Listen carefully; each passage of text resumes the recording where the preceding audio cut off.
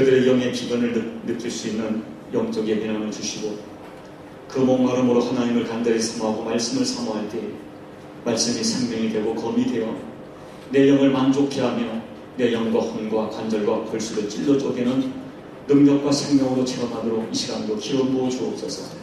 들을 귀가 부족한 저희들의 귀를 열어 들려지게 하여 주시고 눈이 어두운 저희들이 눈이 열려 하나님의 소리를 분별할 수 있는 귀한 저희들 되게 하여 주옵소서. 주님의 말씀이 우리 가운데 살아 역사하는 그 은혜를 이 시간도 경험하도록 주여 저희들을 안수하여 주옵소서. 예수님 이름으로 감사하며 기도하옵나이다. 아멘. 먼저 두 가지만 먼저 말씀드리고 이 설교를 하고 싶습니다. 첫째는 다음 주 부흥회인데요. 부흥회 가서 되는 게 아니라 우리 저희가 훈련을 해야 되겠어요. 아멘 훈련을 해서 여러분 아멘 하면 내용도 자유롭습니다.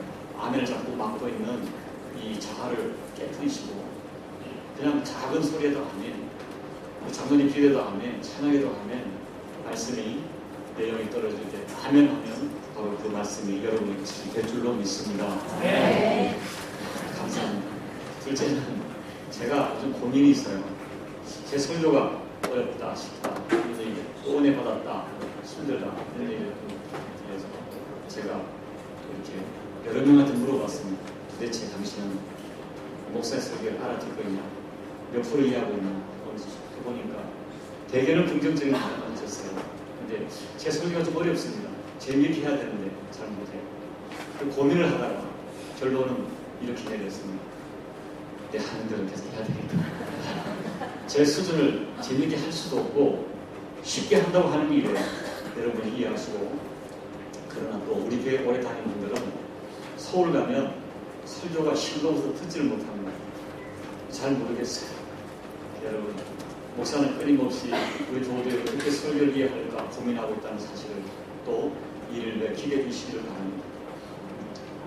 여러분, 1957년 1월 8일 에콰도르에서 순교한 짐 엘리엇의 동영상을 우리는 몇 년 전에 함께 예배 중에 나누고 은혜 받은 적이 있습니다.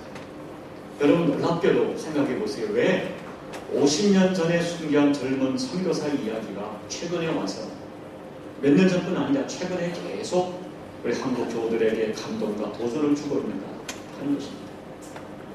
여러분, 짐 엘리엇은 휘튼 대학 다닐 때부터 그 놀라운 은사가 있고 성품이 아름답고 아름다운 신앙 때문에 사람들은 이 엘리엇이 앞으로 미국 교회를 위하여 크게 쓰임 받으리라고 기대했다고 합니다. 그러나 그는 기도 중에 남아메리카를 향한 하나님의 부르심을 듣겠습니다. 왜 어떤 사람들은 복음을 한 번도 듣지 못하는데 어떤 사람은 두 번, 세 번 반복하여 수없이 들어야 합니다.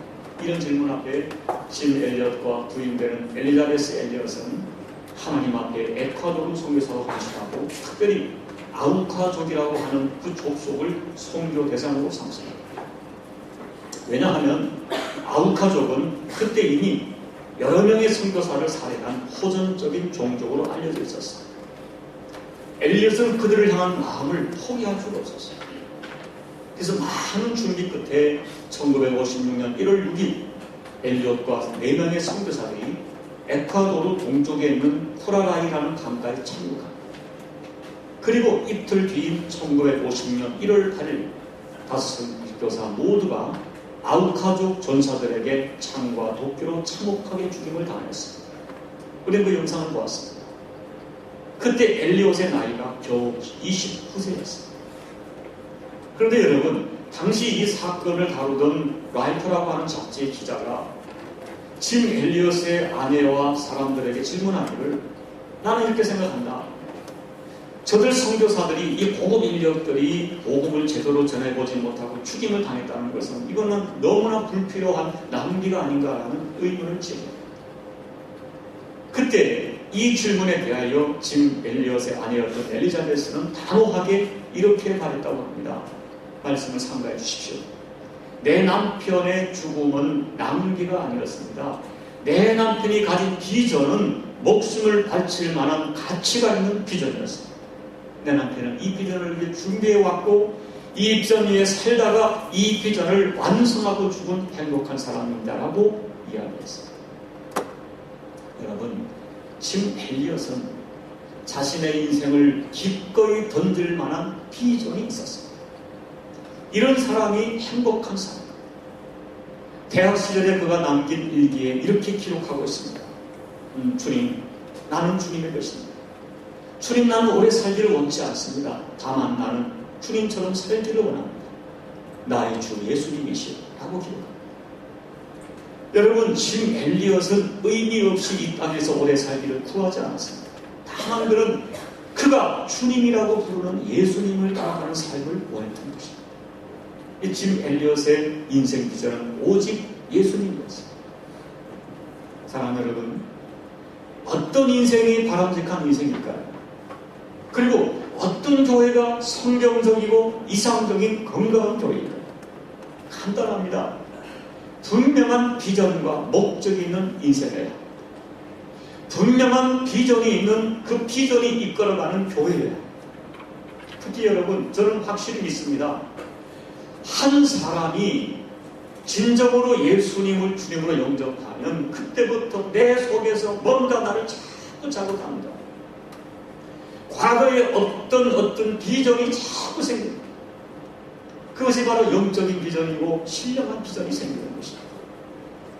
여러분, 교회와 성도는요, 이 세상 사람이 갖지 못하는, 가질 수 없는 영적인 비전이 있습니다. 여러분, 참된 성도와 참된 교회는 그 비전이 이끌어가야 합니다. 그런데 여러분, 오늘 제가 설교하려는 핵심이 이겁니다.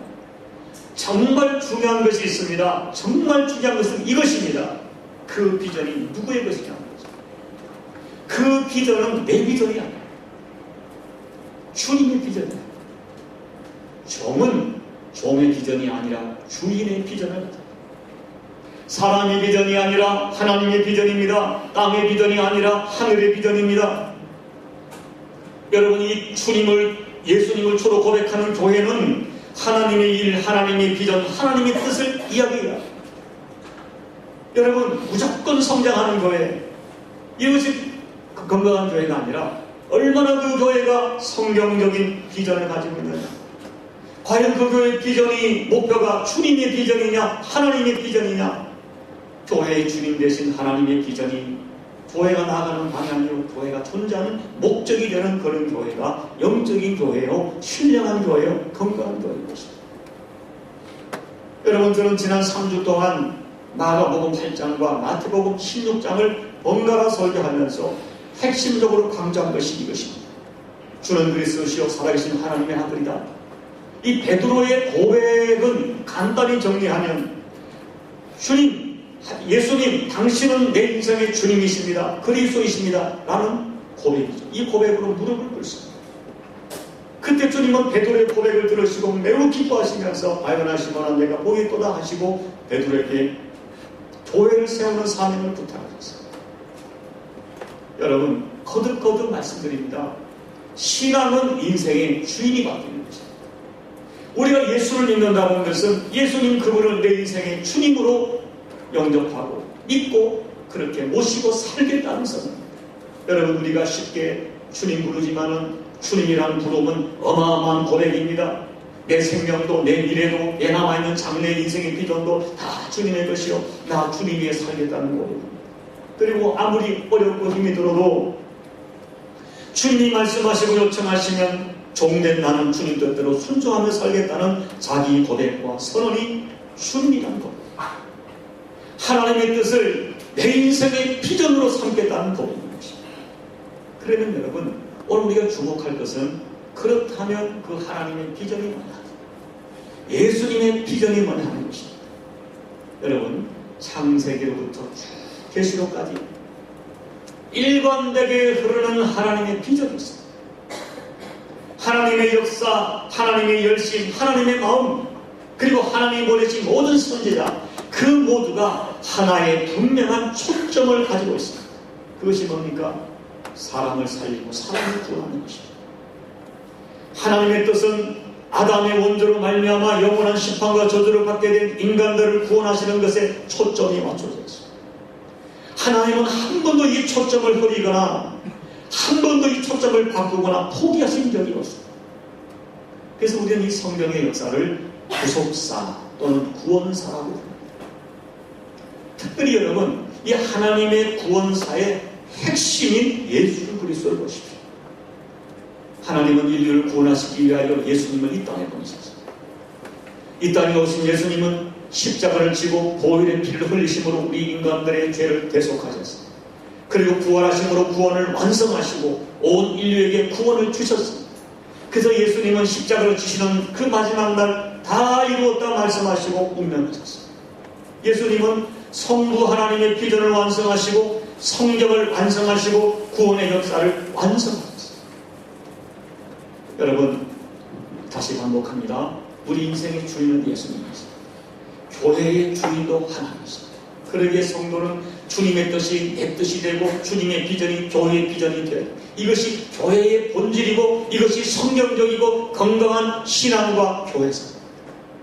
여러분, 오늘 성도들은 또 교회는 본질을 지켜야 됩니다. 교회가 이 땅에 존재하는 본질, 그 본질을 바로 예수 그리스도에게서 찾아야 됩니다. 그러면 우리 예수님은 어떤 비전을 갖고 사셨나? 예수님도 분명한 비전을 가지고 이 비전에서 한 번도 이탈하지 않았습니다. 그리고 놀랍게도 예수님은 이 비전을 우리에게 명령하셨습니다. 이 비전을 너희가 가져라. 이 비전을 가지고 살아라 말씀하셨습니다. 그러면 오늘 여러분, 저와 여러분이 우리 교회가 본받고 따라가고 붙들어야 될 우리의 주님 되신 예수님의 꿈과 비전은 무엇인가? 첫째, 예수님의 첫 번째 비전은 십자가였습니다. 여러분, 오늘 본문에서 베드로가 주는 그리스도시요 살아계신 하나님의 아들이다 고백을 할 때 주님은 너무 기뻐하셨어요. 여러분, 사실 주님은 베드로의 입을 통하여 예수님이 주님이신 것과 메시아신 것과 살아계신 하나님이신 것을 분명하게 선포하신 것입니다. 그리고 여러분, 오늘 21절 보니까 그때로부터 베드로의 고백을 통하여 예수님의 진정한 정체와 신분을 드러내신 그때로부터 예수님은 메시아의 사명이 무엇인지를 비로소 말씀하기 시작하셨는데 그 사명은 십자가였습니다. 나는 네 말대로 메시아다, 그리스도다, 하나님이다. 그런데 이제 내가 메시아로서 예루살렘에 올라갈 것이다. 거기서 장로들과 대제사장들과 서기관들에게 많은 고난을 받고 죽임을 당할 것이나 제3일에 부활할 것을 그때로부터 가르치기 시작하신 것입니다. 요약하면 예수님은 세상을 살리는 메시아로서 십자가에 죽으러 오신 것입니다. 십자가의 죽으심은 예수님이 이 땅에 오신 목적이고 비전입니다. 여러분, 예수님의 생애 돌아보십시오. 동정녀 마리아의 몸에 잉태될 때부터 끝날까지 초지일관 십자가의 초점을 맞추셨습니다. 마가복음 10장 45절 인자가 온 것은 섬김을 받으려 함이 아니요 도리어 섬기려 하고 자기 목숨을 많은 사람의 대속물로 주려 하는 거예요. 예수님은 처음부터 철저하게 십자가에서 대속의 제물로 죽으러 오셨습니다. 놀랍게도 우리 중 예수님의 비전은 십자가의 대속의 제물이 되는 것입니다. 여러분, 좀 더 정확하게 말하면 예수님의 십자가 비전은 하나님 아버지의 비전이었습니다. 어떤 희생을 치러서라도 독생하신 예수 그리스도의 목숨을 십자가에 내어놓고서라도 세상을 살리고자 하는 하나님의 비전이 십자가로 나타나는 것입니다. 여러분, 예수님은 세상의 왕으로 등극하고 사람들에게 존경을 받고 이런 야망 때문에 오신 것이 아닙니다. 예수님은 초진일관 십자가에 죽어 오셨습니다. 예수님은 모든 사람이 구원을 받으며 진리에 이르기를 원하시는 하나님의 비전을 이루기 위하여 이 땅에 오셨고 또 십자가에 죽으시러 오셨습니다.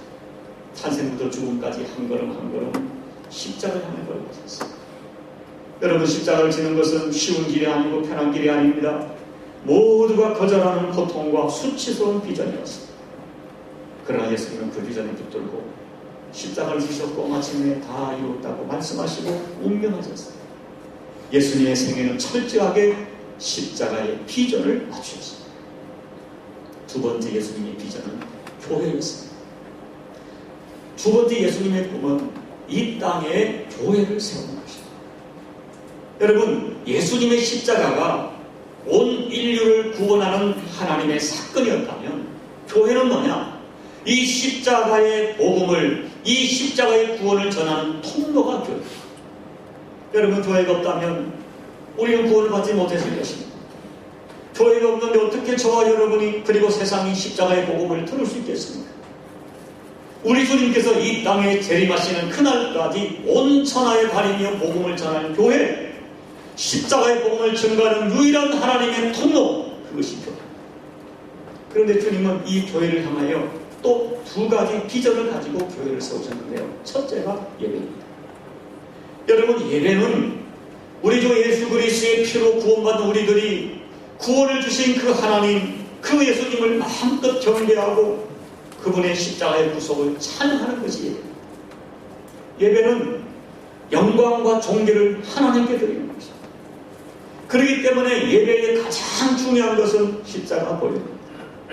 우리가 예배 때마다 십자가 보혈을 찬송하는 것입니다. 그리스도의 구속을 선포하고 선언하는 것입니다. 여러분, 오늘 저는 우리 교회 찬양 은혜로운 것에 감사를 드립니다.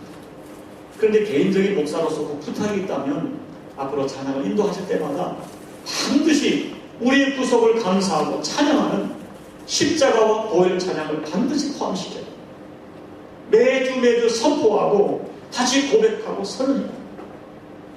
여러분, 이 교회는 산제사 살아있는 예배를 드려야 돼요. 우리가 출애굽기를 보면 애굽에 포로되어 있던 그들이 광야에 가서 광야 교회를 세우는 유일한 핵심적인 목적이 하나님을 경배하는 것입니다. 그러므로 교회의 가장 중요한 본질은 살아있는 예배입니다. 로마서 12장 1절 그러므로 형제들아 내가 하나님의 모든 자비하심으로 너희를 권하노니 너희 몸을 하나님 기뻐하시는 거룩한 산제사로 드리라. 이는 너희들을 영적의 예배입니다.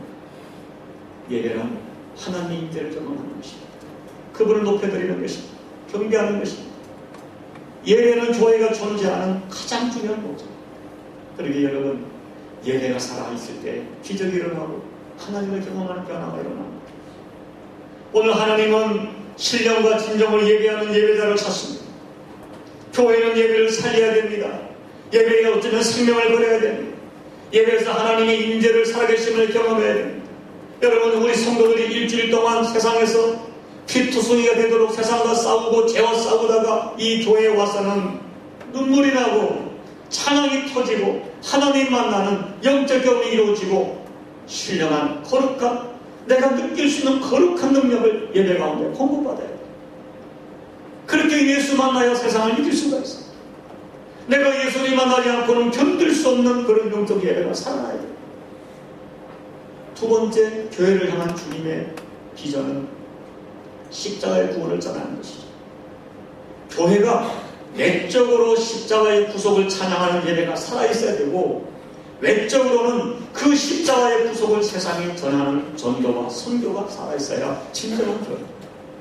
여러분, 그렇기 때문에 사탄은 두 가지를 계속 방해하죠.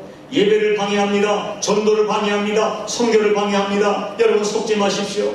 내가 그냥 교회 주일 예배 참석하는 것이 예배 드리는 것이 아닙니다. 어떤 분은 수십 년 교회를 다녀도 하나님을 만나는 예배자가 되지 못합니다. 예배에 대한 거룩한 갈증이 없기 때문입니다. 어떤 분은 수십 년 교회를 다녀도 예수를 전하지 못합니다. 내가 무엇을 믿는지, 내가 믿는 예수가 어떤 분인지, 그 예수가 나에게 어떤 은혜를 끼쳤는지 말하지 못하고 고백하지 못합니다. 내가 믿는 예수 그리스도와 십자가를 정확하게 진술하지 못합니다. 사랑하는 여러분, 신앙은 너무나 명확하고 간단합니다. 내가 하나님의 마음을 품고 예수님을 따라가는 것입니다. 내 주님 대신 예수님의 마음을 가지고 잃어버린 영혼을 구원하는 것입니다. 예수님이 이 땅에 교회를 세우신 이유는 이 교회를 통하여 영광을 받으시고 세상에 죽어가는 영혼을 구원하시려고 하시는 주님의 뜻을 내 뜻과 내 비전으로 삼는 것이 신앙입니다. 여러분, 예수님은 세상을 구원하는 통로로 오직 교회를 이 땅에 남겨주셨어요. 그런 의미에서 교회의 촉점은 잃어버린 영혼을 구원하여 하나님을 예배하는 예배사로 만드는 것입니다. 그렇기 때문에 교회와 성도는 아무리 어렵고 힘이 들어도 전도하고 선교해야 됩니다. 그래서 교회가 그렇게 중요한 것입니다. 그런데 사랑하는 여러분, 오늘 본문에서 베드로는 이 예수님의 깊은 뜻을 헤아리지 못했어요. 이 베드로는 예수님이 야 베드로야, 네가 복이 있도록 말씀하시고, 베드로야 네 고백 위에 교회를 세우라 말씀하신 다음에 이어서 바로 하나님 주님께서 그런데 내가 이제 메시아로서 예루살렘에 가서 많은 사람의 고난을 받고 죽임을 당할 것이다, 이 말씀을 할 때 너무너무 당황합니다. 이런 베드로가 전혀 기대하지 않았던 너무나 충격적인 선언이었어요. 그래서 베드로는 강력하게 항변합니다. 오늘 여기 22절에 보면 베드로가 예수를 붙들고 항변하여 이르되, 옛날 성경은 간하여 이르되, 여기 간한다는 말과 항변한다는 말의 헬라어는 어떤 뜻이 있는가 하면 책망하다는 뜻을 포함하고 있어요. 베드로는 너무 놀라서 너무 당황해서 책망하듯 주님을 만났어요. 주님이 말이 됩니까? 그것이 무슨 말입니까? 책망하듯 주님을 만났어요. 제가 오늘 새벽에 현대어 성경을 읽어보니까 이렇게 번역되어 있어요. 주님, 그럴 수가 없습니다. 그런 일이 주님께 일어나서는 안 됩니다. 그런데 그러자 이번에는 더 충격적인 일이 일어났죠. 예수님이 베드로를 향하여 사탄아 베드로가 물러가라 책망하시는 것입니다. 여러분, 복음서 전체를 보더라도 예수님이 이렇게 강한 언어를 쓰신 적이 없습니다. 사탄아 물러가라고 예수님은 복음서에 2번 말씀했는데요. 한 번은 마태복음 4장에서 사탄을 향하여 직접적으로 사탄아 물러가라 하신 적이 있고요. 오늘 두 번째로 사랑하는 제자 베드로에게 사탄아 베드로 물러가라고 책망하신 것입니다. 조금 전에는 그렇게도 베드로에게 기뻐하시고 칭찬했던 축복했던 주님이 최악의 언어로 베드로를 책망하신 것입니다. 여러분, 예수님은 가룟 유다에게도 이런 말을 쓰지 않았습니다. 결국 주님의 뜻은 뭐예요? 사람으로서, 여러분, 사람의 몸을 입고 이런 책망을 들은 것은 베드로밖에 없는데, 물론 이 말은 베드로가 사탄이라는 말은 아니죠. 베드로 뒤에 숨어서 베드로를 교묘하게 이용하고 속이는 충동질하는, 결국 십자가의 비전을 방해하는 숨어있는 사탄의 존재에 대하여 책망하신 것입니다. 여러분, 오늘 저와 여러분은 사탄이 베드로를 이용한다는 사실에 충격을 받아야 합니다. 조금 전까지 그렇게 아름다운 고백으로 주님을 만족했던 베드로도 사단이 이용할 수 있다는 사실에 우리는 충격을 받아야 됩니다. 그리고 누구든지 주님을 생각하고 교회를 생각하는 것 같지만 사실은 교회를 파괴하고 하나님의 사람을 넘어지게 하는 사탄의 하수인이 될 수 있다는 사실을 우리는 주목해야 합니다. 그리고 여러분, 오늘 저와 여러분 꼭 알아야 됩니다. 무엇을? 십자가를 거절하는 것은 사탄적이라 사실만큼 주님이 분노하신다는 것입니다. 주님은 십자가 없는 복음은 하나님의 일이 아니라 사람의 일이고 하나님의 생각이 아니라 사람의 생각이라고 말씀한 것입니다. 여러분, 주님은 베드로의 숨겨진 생각을 정확히 아셨습니다. 베드로의 숨겨진 생각이 무엇인가? 십자가 없는 영광이었습니다. 여러분, 그것은 베드로만의 생각이 아니었습니다. 이 베드로와 12 제자들은 어느 날 생각을 했습니다. 바다 위를 걸으시는 주님, 죽은 자를 살리는 주님의 권능을 보았습니다. 많은 사람이 그 예수 앞에 충격을 받고 예수님을 왕으로 섬기려는 그들의 환호를 들었습니다.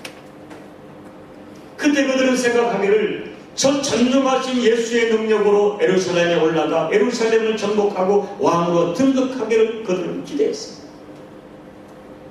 그래서 언제부턴가 제자들은 이 다음에 누가 예수님 좌우편에 앉을 것인가를 가지고 여러 번 갈등했습니다. 그리고 언젠가는 주님께 직접 이런 말씀을 드렸습니다. 주님 보십시오. 우리는 모든 것을 버리고 주님을 따랐습니다. 그런즉 우리가 무엇을 얻으리까? 주님, 우리는 모든 것을 버리고 주님을 따랐습니다. 그런즉 우리가 무엇을 얻겠습니까? 이것이 그들의 숨겨진 생각이었습니다. 주님, 우리는 주님의 고향을 떠났습니다. 가족을 떠났습니다. 직업도 버렸습니다.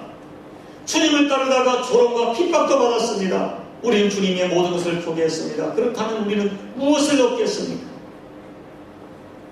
그런데 주님 십자가에 죽으신다니, 십자가로 끝이 난다니요, 절대로 그럴 수 없습니다. 이것이 사람의 생각이고 사람이 이기고 주님을 넘어지게 하는 사탄적 생각이라는 것입니다. 사랑하는 여러분, 오늘 저와 여러분이 주님을 위하여 모든 것을 버리고 따랐다는 것은 정말 아름다운 일입니다. 내가 남들보다 더 많이 수고하고 더 많이 헌신하고 더 많이 기도하고 이 세상에서 나를 지켜 순결하게 살아간다는 것은 아름답고 복된 일입니다. 여러분, 주님은 이런 사람들에게 분명히 선언하시기를 네가 여러 배의 축복을 받을 것이다, 심지어 100배의 축복을 받을 것이다, 현세와 내세에서 반드시 내가 그 복을 받게 할 것이라고 선언해 주셨습니다. 그러나 여러분, 그 축복은 주님의 주권에 속한 일입니다.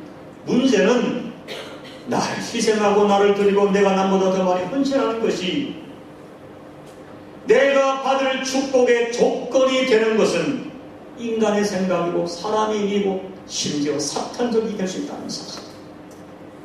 정리하면 주님을 위해 섬기고 희생하는 것, 그리고 내가 예수 이름으로 어린아이에게 냉수 한 그릇 대접하는 것, 여러분이 잊어버려도 주님은 정확하게 기억하신다고 약속하셨어요. 그리고 현세와 내세에서 갚아주신다고 약속하셨어요. 여러분이 받지 못하면 여러분의 후대가 그 부모 때문에 복을 받게 될 것이라고 약속하셨습니다. 그러나 여러분, 그런 보상이 내가 헌신하는 이유가 되고 목적이 된다면 그것은 주님을 모독하는 일이 된다는 것이죠. 우리는 다만 주님의 은혜가 너무 감사해서, 나 같으면 네와의 십자가 지신 예수님의 사랑에 너무 감사해서 그저 그분께 나를 드리는 것들, 그분이 내 인생의 주님이시기 때문에 오직 그분을 높이고 그분의 뜻과 비전을 기꺼이 따라가는 것입니다. 바로 그런 사랑이 주님의 사랑일 것입니다. 그 사람에게 주님이 약속한 100배의 축복이 임하고 세상에 줄 수 없는 축복을 허락하실 것입니다. 사랑하는 여러분, 레오나르도 다빈치를 우리는 잘 알고 있습니다. 그가 어떤 귀족의 부탁을 받고 혼신의 힘을 다하여 예수님의 지도만찬을 그림으로 그렸습니다. 예수님을 중심으로 좌우에 제자들 6명을 배열하였습니다. 그림이 완성되자 가장 친한 친구에게 평가를 부탁했는데, 이 친구가 이 예수님의 최후만찬 그림을 보고 감탄을 합니다.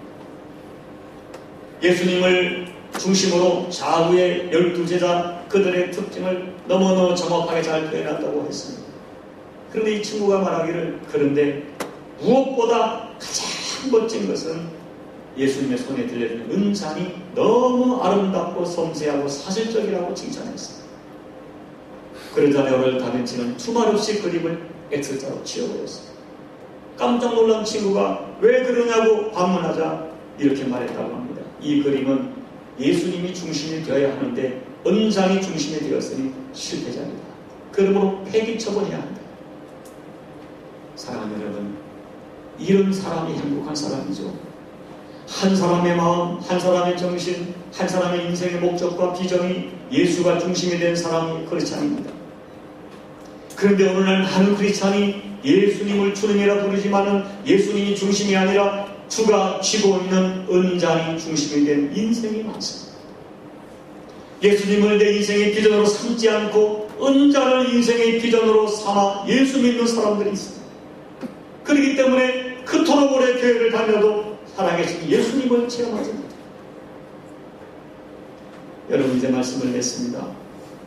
오늘 마태복음 16장 24절, 누구든지 나를 따라오려거든 자기를 부인하고 자기 십자가를 지고 나를 따를 것입니다. 이것은 유명한 우리 기독교의 제자도입니다.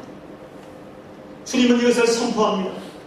누구든지 나를 따라오려거든 자기를 부인하고 자기 십자가를 지고 나를 따를 것입니다. 이것은 제자에 대한 명령입니다. 주님은 자신의 비전인 십자가를 선포하시고, 그리고 이제 제자들에게 너희가 나를 따라오려고 하느냐, 나를 따라오려거든 너희도 너희 각자에게 주어진 십자가를 지고 나를 따라오라 하시니, 그러므로 십자가는 모든 제자가 가져야 할 비전입니다. 여러분, 이 마무리하는 짧은 시간에 십자가를 다 말씀드릴 수 없습니다. 그러나 오늘 제가 여러분에게 이것 하나는 꼭 말씀드리고 싶습니다. 주님이 주신 십자가는 내가 죽어 세상을 살리는 생명의 십자가. 내가 죽는 것 같더라 사실은 내가 죽어 세상을 살리는 유일한 길과 비전이 십자가였습니다. 여러분, 이것을 기억하십시오. 꼭 기억하십시오. 주님이 우리에게 십자가를 지라는 것은 네가 죽으라는 것이 아닙니다. 네가 죽을 때 사실은 네가 산다는 것입니다. 네가 죽을 때 네가 죽어서 남편을 살리고 내가 죽을 때 아내를 살리게 된다는 것입니다.